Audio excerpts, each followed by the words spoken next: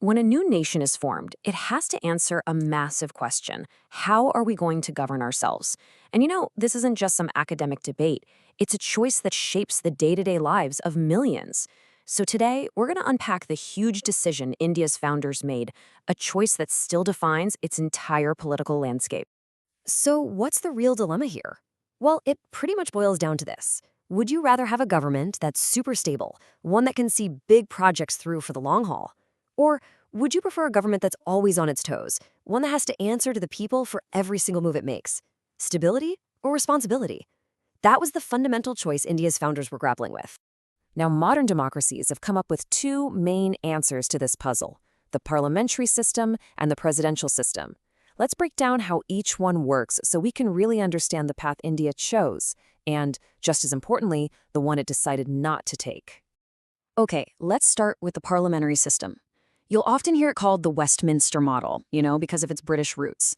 The single most important feature here is a fusion of power. The executive branch, that's the government, isn't some totally separate thing. Nope, it's drawn directly from the legislature, the very same people elected by you and me. So how does this actually play out? It's a pretty straightforward chain, really. First, we, the citizens, elect our representatives to Parliament. Simple enough. Then, whichever party or group of parties gets a majority, they get the go-ahead to form the government. And finally, and this part is absolutely key, that government can only stay in power as long as it has the support of the legislature. If they lose that confidence, they're out. It's as simple as that.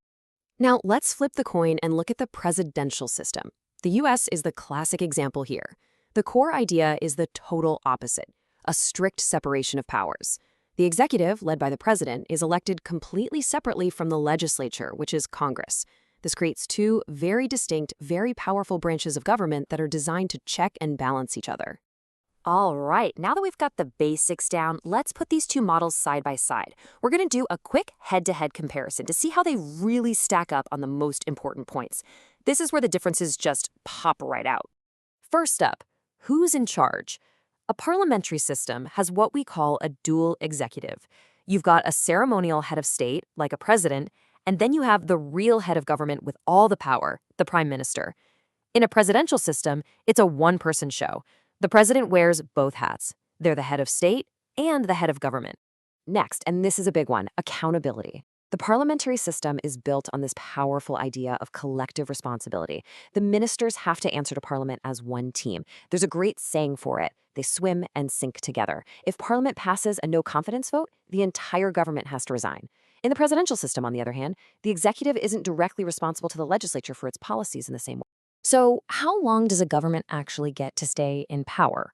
Well, in a presidential system, the term is fixed. In the US, for instance, it's 4 years, and it's incredibly difficult to remove a president. That gives you stability. But in a parliamentary system, the term is not fixed. A government could be voted out of office literally at any time with a no-confidence vote. So it prioritizes that day-to-day responsibility over fixed stability. Now let's talk about who's in the room. This really gets to the heart of that whole fusion versus separation idea. In a parliamentary system, ministers have to be members of the legislature. This is called double membership, and it keeps the executive and legislative branches closely linked. In a presidential system, it's the exact opposite. The separation is super strict. A member of the president's cabinet cannot also be a member of Congress. So let's do a quick recap. It's all about trade-offs, right? The great strength of the parliamentary system is how responsive and accountable it is. The potential downside? Well, that same flexibility can lead to instability if governments fall frequently. For the presidential system, the big plus is stability. But the biggest risk? You can get some serious gridlock or conflict when the president and the legislature are from different parties and just can't agree. Okay, so let's bring it all back home to India. With these pros and cons, why did the framers of our Constitution ultimately choose the parliamentary model? This wasn't a random choice. It was a deeply considered decision, one that was rooted in India's own history and its incredibly diverse society. Well, there were a few really compelling reasons. For one, familiarity. We already had some experience with this system under British rule. Second, the founders were really worried about the kind of stalemates that can paralyze a presidential system, and they wanted to avoid that. Third, they felt this model was just a better fit for India's massive diversity, making it easier to have a more representative government. But the biggest reason of all was a matter of principle. And that principle is captured perfectly in this powerful quote from Dr. B.R. Ambedkar, the chief architect of the Indian Constitution. "I prefer more responsibility than more stability." Just think about that. When faced with that core choice we talked about at the beginning, they chose responsibility. They believed that for a brand new democracy, having a government that was constantly accountable to the people was more important than anything else. And this commitment wasn't just a nice idea, they baked it right into the Constitution. Article 75 lays it all out.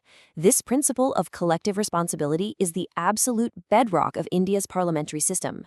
It makes the entire government, as one unit, directly answerable to the Lok Sabha, the House of the People. But, and this is a really crucial point, especially for those of you preparing for the UPSC exams, India did not just copy-paste the British model. Not at all. We took the basic frame, but then made some huge changes to make it work for us as a new independent republic. Let's look at the two biggest differences. First off, the head of state. Britain is a constitutional monarchy, right? Their head of state, the monarch, inherits the job. India, on the other hand, is a republic. Our head of state, the president, is elected. This is a massive difference. It means the highest office in our country is open to any citizen, and that's the very definition of a republic. Second, and this one is so important to understand, is just how much power Parliament has. In Britain, Parliament is considered sovereign. It's the supreme legal authority. It can make or unmake any law. But in India, no way. Our Parliament's power is limited. It's limited by a written constitution, by the power of our courts to strike down unconstitutional laws, that's judicial review, and by a set of fundamental rights that can't be violated. In India, the constitution is supreme, not the parliament. And that brings us to a final thought, a really great question to ponder. The British Parliament is sovereign. Is India's? The answer, as we've seen, is no. India adopted the Westminster model structure, but rejected its core belief in parliamentary sovereignty.